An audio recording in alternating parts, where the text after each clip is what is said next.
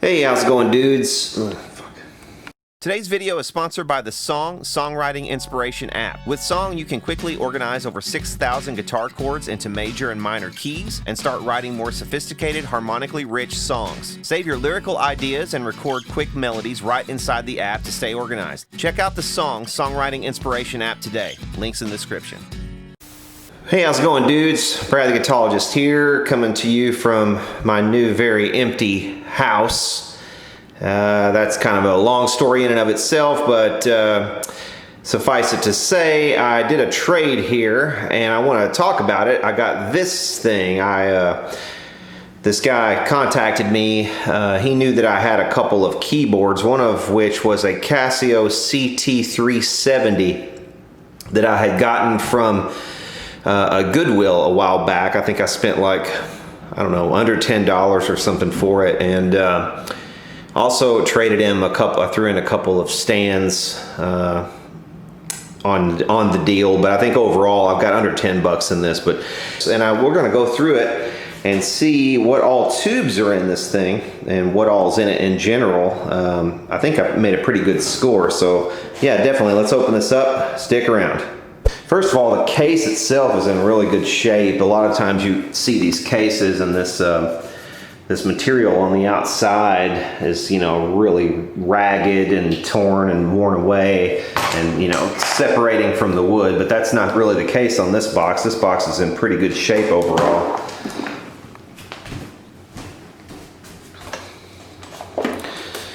The inside's in pretty good shape too. Some of these boxes that I've had are so chock full and so heavy, and this one's actually chock full of stuff too, and it's pretty heavy.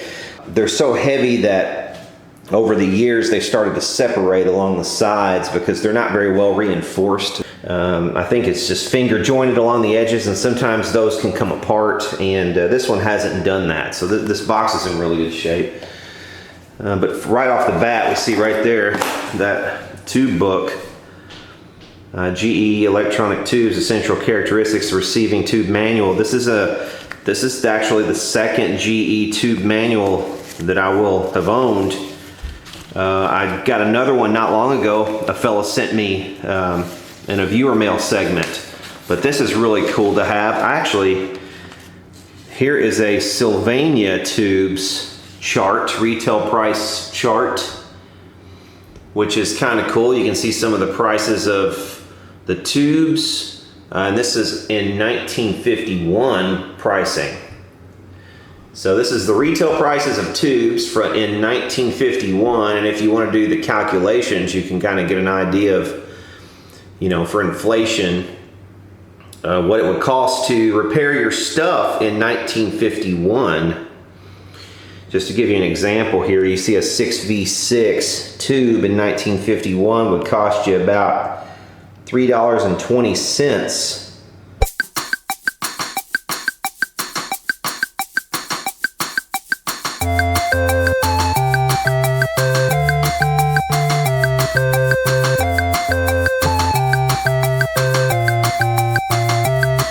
You can kind of reckon the 1950s to today is roughly 10 times different, so you're looking at about $32, between $30 and $40 is probably what the equivalent today would be.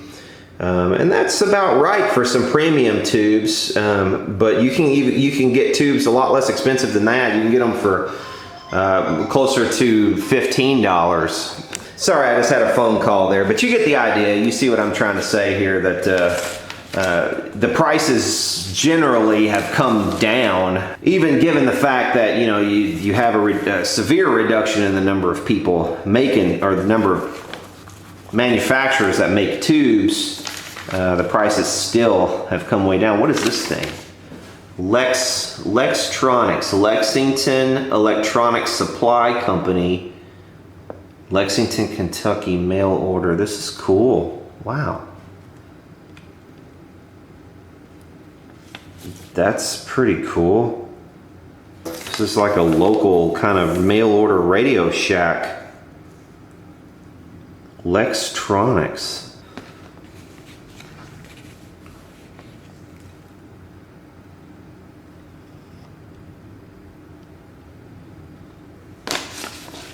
Jensen Viking speakers.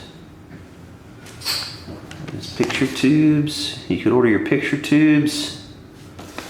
This is another tubes price guide here. I don't know what year is this. If it's got a price guide, surely it'll have a year on it to give you some kind of reference, but I don't see one. I don't see a year anywhere on this. But you can see what picture tubes would cost you. There's one for $42. There's one for $51. You got some real cheap ones too. Oh no, that's for your dud tube. Like if you brought back your old tube, they would actually give you it's kind of like the old bottle deposits sort of thing. They're giving you some money back on some of these. That's pretty cool. Now, I didn't even know that. I guess it never occurred to me that, yeah, there would have to be some way to dispose of the old picture tubes that were worn out. It's interesting that I guess there was enough redeemable stuff in one of the old tubes, or they could refurbish them perhaps. And this is how they managed to get them back, by giving you some money off. That's interesting. I wonder if that included shipping or how that worked. There's Sam, the errand boy, and stockman, and janitor, and gardener. So he had several hats.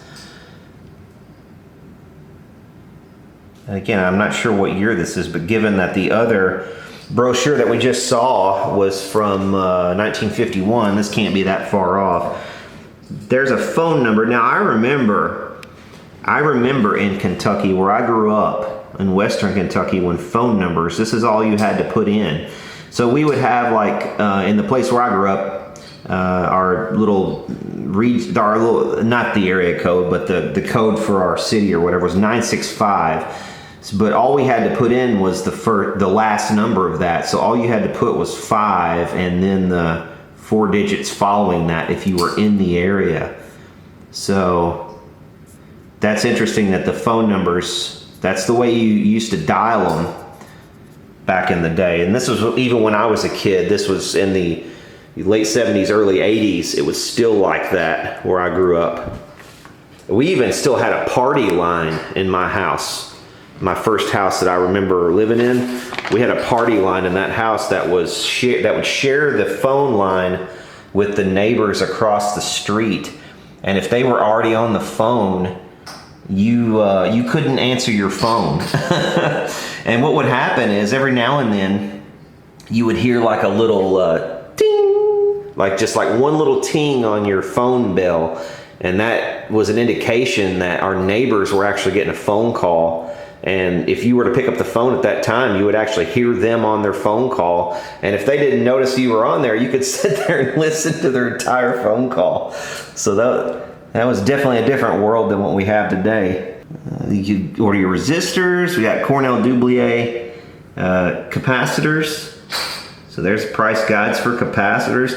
You could probably go through here and kind of cross-reference some of these numbers and calculate what it would have cost you to build, like a champ or something, some kind of simple circuit back in the day. That would be interesting. You could order your yokes, blocking oscillators. Yeah, you can order several things here. But there's where they were. What I say, this is Lex-Tronics. Interesting stuff. Okay, so back to this thing. Yeah, this is the second GE tube manual that I own now. I own another one that somebody sent me. The only ones I had previously to that were RCA tube manuals. So that's definitely cool. This should give me a date on this. Where's the date? I don't see a date. I think the other one that I had was actually written in the Kentucky factory. So they had this cover page on that one too, but I think it said Kentucky on it, if I remember correctly, because I was kind of like, oh, this is written in Kentucky. Anyway, that's really cool. It's always neat to get the old tube manuals. So that's a good thing to have. Now let's look at some of the tubes that are in this. There are a lot of them, and we've got a bunch up here, and a lot of these look like they are going to be used, but you know, there's quite a few in here, and there's a good chance that a lot of them that may have been pulls are still good. Obviously, we've got a couple of very torn up speakers in here. We've got some other little things. I'm not even sure what they are. That's kind of that's a plug, extension plug of some kind. There's a back to a little radio. Got more tubes up on this side. These are the larger tubes. Now a lot of these are going to be for television use and aren't really going to be useful for anything I would do, most likely. But they are crammed. Actually, a lot of them have kind of fallen down, so I need to pull these dividers out and straighten them all up anyway. But I thought I'd just look through here briefly and see what kind of stuff we can see. There's a 5U4. So within a couple of tubes, probably I will make my money back, you know, within just 2 or 3 good tubes that I'm able to find out of this. That's a big gator clip's what that is. Look at that.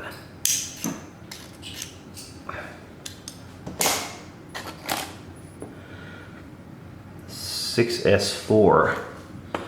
All right, see, we've got a lot of. It would take a while to go through all this, but you can kind of get an idea. There's another 5U4. That's a Jan tube. It's a Joint Army Navy, probably Sylvania made. It looks like maybe. And did I say so? Yeah, I don't know. It's USA made for sure, but I'm not sure where that was made. That's an old. What is this? That's a Philco labeled speaker. There's an old dial for a radio. There, I'll put that aside and save it. It might come in useful someday. There's an old series string 25C6. It's that old series string radio right there. There's another 5U4.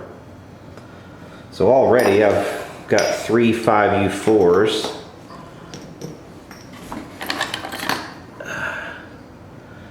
There's 6 SN7s, so those are pretty universal tubes that you see in older amplifiers. There's a tone arm for something. It's still got the needle and everything on it, the cartridge. This is one of the flip style too, that will go from 33 to probably 78s, yep.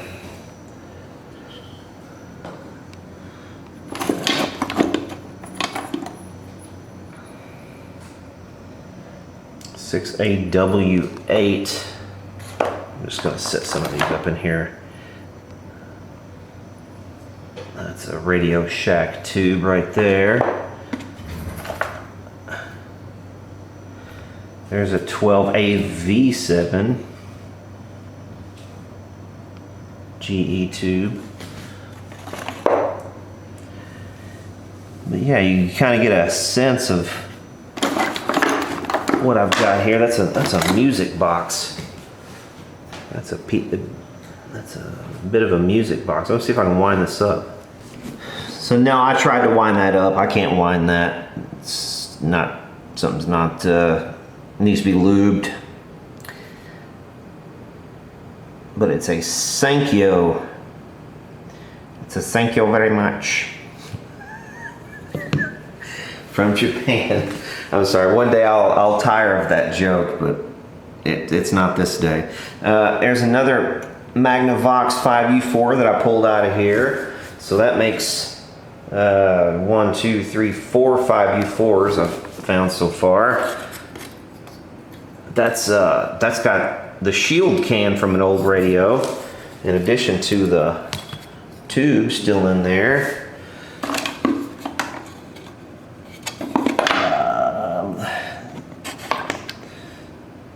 Be nice to find a good cache of old 12AX7s or something like that. Would be nice.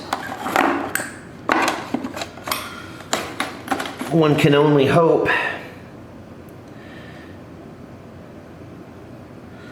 There's an AU. Yeah, there's a 12AU RCA. So that'd be good if that's a good tube.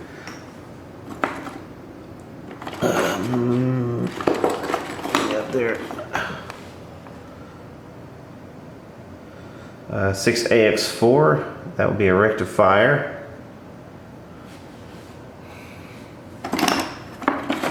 Looks like a tungsole, I think it was.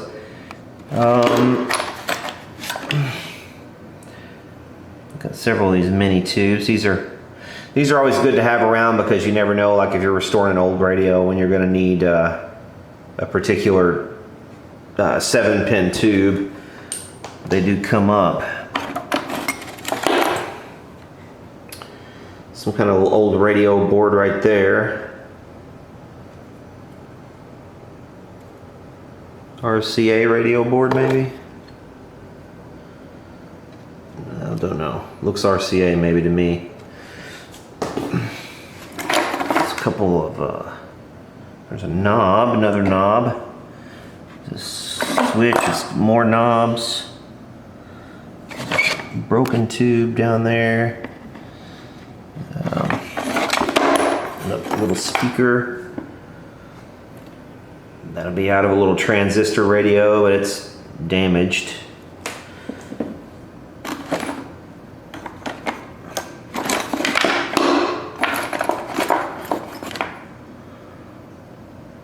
Uh, 6BK5. That'd be some kind of audio output tube, I believe. A little transformer, probably an audio output transformer for a little radio or something. Let's see what this other speaker is. Oh, look at that magnet on that. It's another Philco speaker. I'm gonna leave these out of this box. They're just adding weight. They really don't belong in here.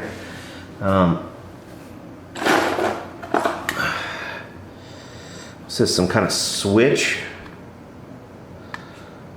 What is that? Looks like a switch to me.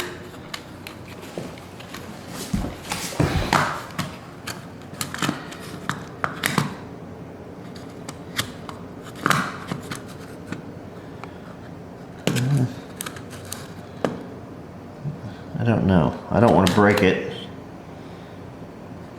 I don't want to break it, but you can see, well, see some writing on there. What is that? What does that say? 4-set coupler. UHF, VHF, FM, antenna. Okay, so that's some kind of coupling box where all your stuff would come in, like from your antenna, and then go out, in and out from there. So, okay.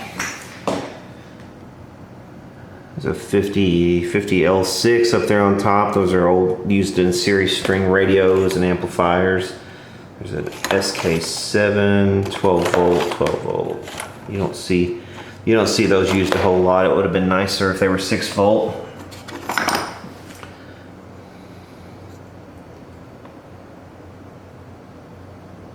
CU6.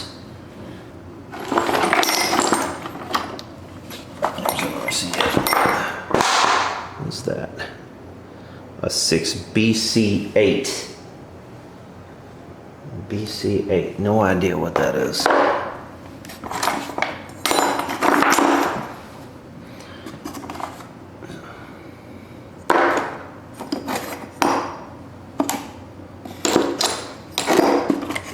An old adapter for a record player.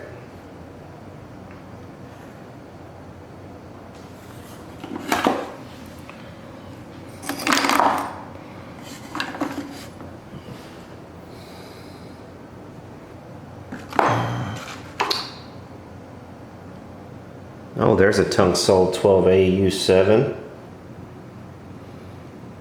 So that'd be a nice tube. Ooh, there's a 6CZ5. That's a good substitute for a 6973. I wonder if that's another one right there by it. No, so that's a 6GU7. That's an 8-volt tube. What do we got here? So, you know, we're looking for a lot of the usual suspects that we would see in guitar amps, obviously, because that's what we do on my channels, is guitar stuff mainly. But you know, we do get into the occasional radio, so we will use a lot of these radio tubes eventually in things if I live long enough. There's a 12AX7 right there. 12AX7. What is it? I see a little sliver of orange paint right there, so that will be a, I think that's going to be an RCA 12AX7, so that's a good find. It's a 5-volt. 3-volt tube.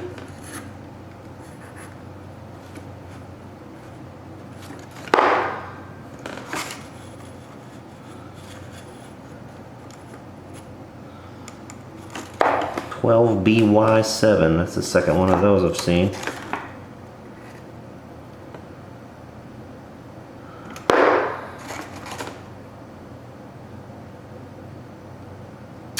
A 6GH8.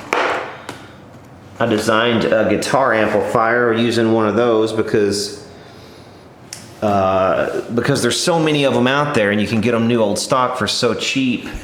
I mean, lots of them. You can find them everywhere for extremely cheap, and nobody was really using them for anything. So I designed an amp around them because they have a pentode and a triode in the same envelope, and I just thought it would be a neat idea.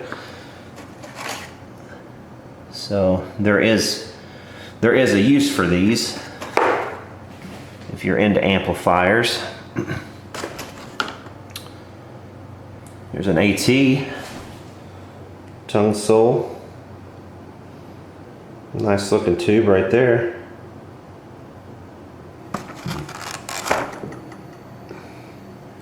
There's another 12AU. That's a GE.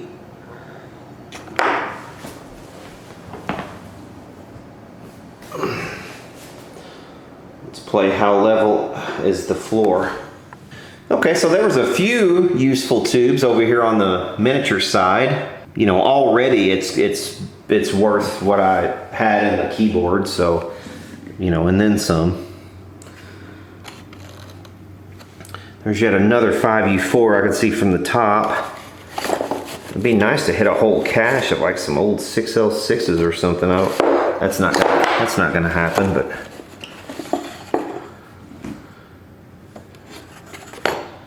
what is that?